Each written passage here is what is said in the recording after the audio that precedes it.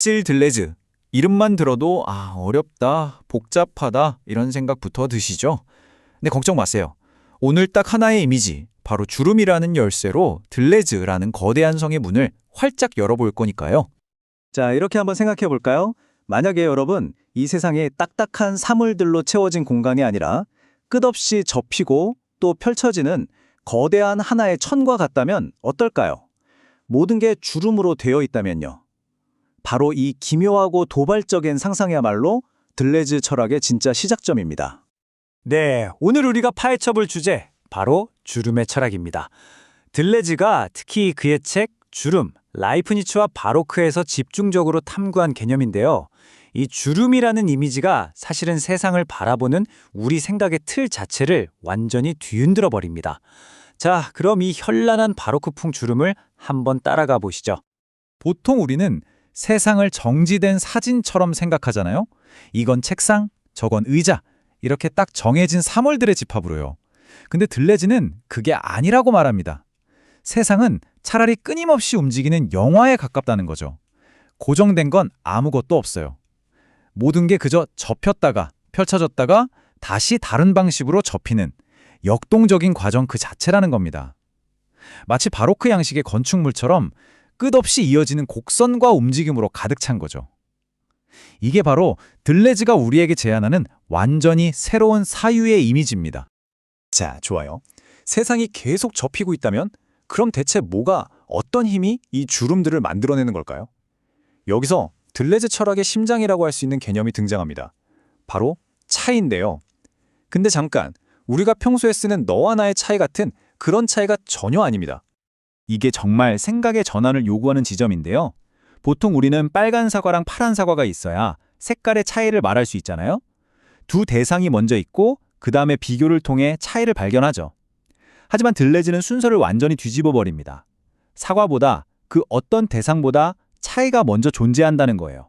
이건 비교의 결과가 아니라 오히려 세상을 끊임없이 새롭게 만들어내는 순수한 에너지, 창조적인 힘이라는 거죠. 세상의 모든 새로운 것들, 모든 독창성은 바로 이 차이 자체라는 힘이 스스로를 드러낸 결과물인 셈입니다. 그리고 이 힘이 바로 주름을 만드는 동력인 거고요. 그리고 이 개념이 그냥 책상 위에서만 나온 이야기가 아니었어요. 이 인용문이 보여주듯이 들레즈의 대표작 차이와 반복은 당시 철학계에 던져진 폭탄과도 같았습니다. 모든 걸 동일성이라는 틀에 맞춰 이해하려 했던 기존의 철학, 특히 헤겔과 마르크스의 거대한 전통에 정면으로 차이라는 칼을 빼어든 거죠. 이 책 한 권이 프랑스 현대 철학의 물줄기를 통째로 바꿔놓았다고 해도 과언이 아닙니다. 좋습니다. 현실은 차이라는 힘이 만들어내는 주름의 과정이다. 여기까지 따라오셨죠? 그럼 이제 또 다른 질문이 생깁니다. 그 접히고 있는 천의 재질은 대체 뭘까요? 들레즈는 이 질문에 답하기 위해 다양체라는 개념을 가져옵니다. 들레즈는 철학자 베르그송의 아이디어를 빌려서 다양체를 두 종류로 나눠요. 첫째는 외연적 다양체. 이건 쉬워요. 공간처럼 나눌 수 있는 것들입니다. 1m짜리 막대기는 정확히 50cm짜리 두 개로 나눌 수 있죠. 양쪽으로 딱 떨어져요. 하지만 두 번째, 강도적 다양체는 다릅니다. 이건 멜로디나 감정처럼 나눌 수가 없어요. 예를 들어 엄청 슬픈 음악을 딱 절반만 듣는다고 해서 절반의 슬픔이 되나요? 아니죠. 느낌의 종류, 즉 질 자체가 달라져 버리죠. 들레즈가 말하는 현실이라는 천의 재질은 바로 이 두 번째, 나눌 수 없는 강도적 다양체입니다. 이게 왜 중요하냐면요. 사랑, 분노, 예술적 감동 같은 우리 삶의 진짜 중요한 순간들은 숫자로 잴 수 없는 오직 강도로만 존재하는 것들이기 때문이죠. 근데 이런 강도, 눈에 보이지도 않는 힘의 흐름을 우리가 도대체 어떻게 알 수 있을까요? 들레즈는 말합니다. 위대한 예술가들을 보라고요. 그들은 바로 이 보이지 않는 힘들을 우리 눈앞에 펼쳐 보여주는 사람들이거든요. 한번 같이 볼까요? 자, 화가 프랜시스 베이컨입니다. 들레즈에게 베이컨은 그냥 사람의 형상을 그린 게 아니에요. 그는 몸에 작용하는 힘, 즉 감각 그 자체를 그렸습니다. 이 그림 좀 보세요. 이건 그냥 인물화가 아닙니다. 살과 뼈가 서로를 밀어내고 당기는 그 엄청난 긴장감, 그 압력이라는 힘이 느껴지지 않으세요? 마치 바로크 시대의 조각상처럼 이 그림의 형상은 힘이 작용한 결과물을 그대로 보여주고 있는 겁니다. 이 작품을 보면 더 명확해져요. 일그러진 몸뚱이가 보이지 않는 무언가와 사투를 벌이고 있죠. 그게 고통일 수도 있고 사회적 압력일 수도 혹은 삶의 무게 그 자체일 수도 있습니다. 베이컨은 이 추상적인 힘들, 보이지 않는 강도를 비명이라는 감각을 통해 우리 눈앞에 물질처럼 펼쳐놓은 거예요. 우리는 그림을 보는 게 아니라 그 힘의 격도를, 그 강도를 직접 느끼게 되는 거죠. 이게 바로 예술이 강도적 다양체를 포착하는 방식입니다. 자, 이런 힘과 주름의 철학은 예술에만 머무르지 않습니다. 이제 정치와 우리 삶의 영역으로 확장될 차례인데요. 여기서 욕망과 생성이라는 아주 중요한 개념이 등장합니다. 우리가 보통 욕망이라고 하면 뭔가 부족해서, 결핍돼서 채우고 싶어하는 마음이라고 생각하잖아요. 들레즈는 정반대로 말합니다. 욕망은 결핍이 아니라 현실을 만들어내는 공장, 즉 생산 그 자체라는 거예요. 욕망은 끊임없이 뭔가를 만들어내고 다른 것과 접속하면서 새로운 세계를 펼쳐냅니다.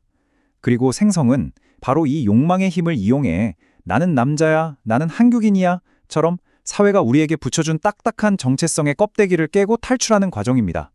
동물 되기라고 해서 진짜 네 발로 기어다니는 동물이 되라는 게 아니에요. 인간 중심의 사고방식에서 벗어나 다른 존재와 예측 불가능한 관계를 맺으며 새로운 나로 변해가는 움직임. 그게 바로 생성입니다. 이건 일종의 저항인 셈이죠. 물론 들레즈의 이런 아이디어가 완벽한 건 아닙니다. 당연히 비판도 많죠. 이 인용문이 아주 좋은 예인데요. 들레즈는 여러 생성 중에서 특히 여성 되기가 모든 변화의 열쇠라고 강조하는데 정작 현실 세계에서 남성과 여성 사이에 존재하는 불평등한 권력관계, 즉 가부장제가 왜, 어떻게 생겨났는지에 대해선 제대로 설명하지 않는다는 날카로운 지적입니다. 그의 철학이 워낙 강력하기 때문에 이렇게 끊임없이 비판과 토론의 대상이 되는 거겠죠. 자, 주름에서 시작해서 차이, 강도, 그리고 생성까지 꽤 긴 여정을 거쳐왔는데요. 그래서 결국 둘레즈가 우리 손에 쥐어준 궁극적인 무기는 대체 뭘까요? 핵심은 바로 이것입니다. 세상을 보는 안경을 바꿔끼라는 것. 더 이상 세상을 고정된 상태들의 나열로 보지 말고 끊임없이 흘러가는 과정으로 보라는 겁니다. 나라는 고정된 실체는 사실 없어요. 어제의 나와 오늘의 내가 다르듯이 나는 끊임없이 다른 것들과 관계 맺고 접히고 펼쳐지면서 변해가는 과정 그 자체일 뿐입니다. 바로 이 생각의 전환이 변화와 창조를 위한 들레즈의 도구상자인 셈이죠. 그래서 오늘 설명은 이 질문을 여러분께 던지면서 마무리할까 합니다.